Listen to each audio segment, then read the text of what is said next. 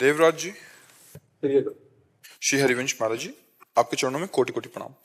महाराज जी, मेरा प्रश्न है कि जो साधक आपकी कृपा से विरक्त मार्ग पर चलकर भगवत प्राप्ति करना चाहता है, महाराज जी, उनमें से एक तो ऐसे हैं जो निरंतर आपके शासन में रहकर भगवान का अखंड भजन कर रहे हैं, और महाराज जी दूसरे वो हैं जिनके ऊपर आपकी कृपा तो है परंतु वो वृंदावन से बाहर रहकर भगवान का भजन कर रहे हैं, जिनका कभी कभी वृंदावन आना होता है। महाराज जी, दोनों साधकों के भजन में कोई अंतर होगा ऐसा? जो नजदीक रह रहे हैं, आज्ञा पालन कर रहे हैं, जैसी गति उनकी होगी वैसी गति लाख कोस दूर से रह के आज्ञा पालन वाले की भी होगी।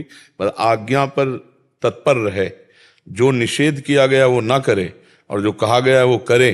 तो कहो सो कहाँ, जहाँ प्रभु नहीं, तो जहाँ प्रभु है वहीं गुरु है, वहीं सब महात्माओं की कृपा है। बस हम उसको आज्ञा को पालन करने में अपने जीवनी शक्ति को लगा दें। मनमानी आचरण हमारे पास रह करके करे तो क्या है, हमारे पास रह के मनमानी आचरण करे तो भगवत प्राप्त हो जाएगा क्या? खास बात आचरण की है। आचरण अगर पवित्र नहीं है, आज्ञा का पालन नहीं है, भजन साधन नहीं है, तो पाखंड है, नाटक है, दम्भ है, और लाखों कोस दूर है, आज्ञा का पालन कर रहा, धर्म से चल रहा है, तो उस पर कृपा पूरी भगवान की होगी। भगवान की कृपा पक्षपात नहीं देखती, सब पर मोर बराबर दाया। उसे पान कर ले तो कर ले, नहीं बह गई तो वही पान करता है। आज्ञा शब्द सुसाहिब सेवा, जो आज्ञा का पालन करता है वही भगवत कृपा पात्र बन जाता है, वही आनंद को प्राप्त होता है। यहाँ नजदीकी दूरी तो सांसारिक बात है बच्चा, सब हमारे समीप थोड़ी रहते हैं। जो समीप भी रहते हैं तो सब समय थोड़ी रहते हैं।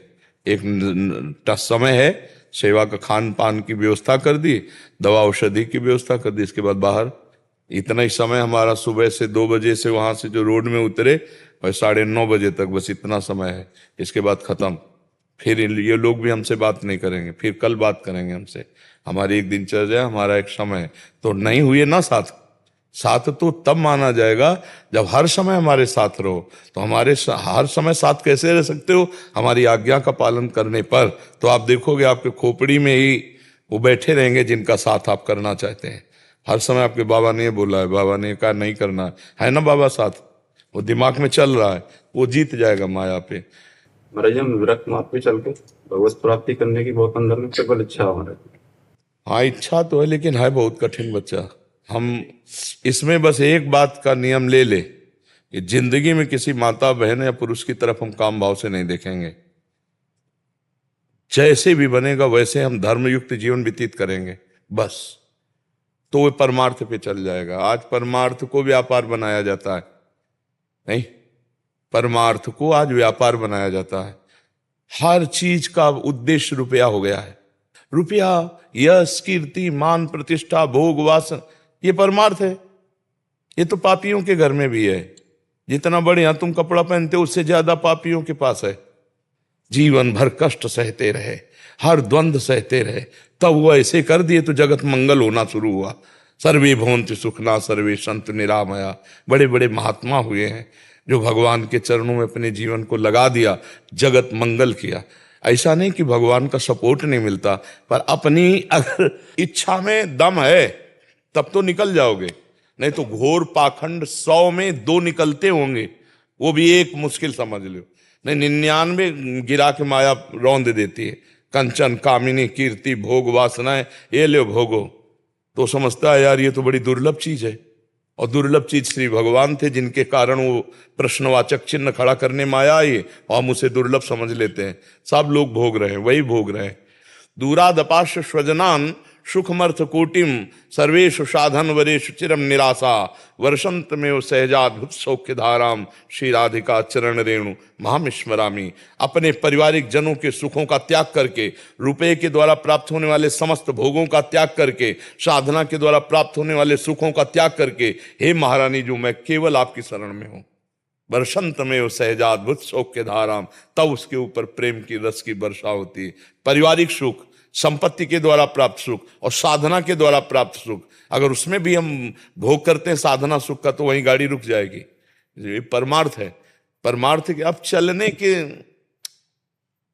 परमार्थ बहुत कम जगह रह गया बच्चा, बहुत कम जगह। परमार्थ का पर्दा दिखा करके और पीछे अपनी वासनाओं की पूर्ति है। इसलिए नहीं तो परमार्थ में वो दम है, सत्तरति सत्तरति सा लोकांतरयति, वो स्वयं तर जाए, लाखों करोड़ों अरबों को तार दे भगवान के भक्त में। मम भक्ति युक्तो भुवनम पुनाथ। आज प्रवचन सीखे जा रहे हैं केवल इस बात के लिए, जगत मंगल के लिए नहीं, कि हम भगवान का यश गान करके भगवान की भक्ति से स्वयं पूर्ण होंगे और सबको पूर्ण, ऐसा नहीं, अर्थ के लिए सीखे जाते हैं। ये परमार्थ का स्वरूप नहीं है। ऐसे ही भेष धारण करके और अपनी वासनाओं की पूर्ति के दूसरे खेल होने लगते हैं। भगवान की प्राप्ति का जो मार्ग है, जो शुद्ध भगवान की प्राप्ति का मार्ग है, वो पैसे से नहीं होता, इतनी बात समझ लो। पैसे से भगवान के मार्ग में नहीं चला जा सकता, भगवान को नहीं खरीदा जा सकता, और जो पैसे से होता है वो मायाकृत ही होता है। भगवान के लिए तो आप केवल चाहिए। भगवान ने पूरी गीता जी में पैसा देने की बात कहीं कही हो तो बताओ। जहां बात कहते हैं, बोले मय्येव मन आधत्स्व मयि बुद्धिम निवेशय मय्येव अत ऊर्ध्वम न संशयः, मेरे में मन लगा दे, एक पैसा की जरूरत नहीं, मेरे में बुद्धि को समर्पित कर दे। मन मना भव मद भक्तो माद्यादि माम नमस्कुरु। अभी परमानंद की बाढ़ आ जाए, जो सब कामनाओं का त्याग कर एक लक्ष्य भगवान का रख ले, बस विरक्त बनने की ना सोचे। अगर सोचे तो ये सोच ले कि जिंदगी में भी हम हर कष्ट सहेंगे, पर कभी गलत आचरण अपने परमार्थ के विरुद्ध नहीं करेंगे।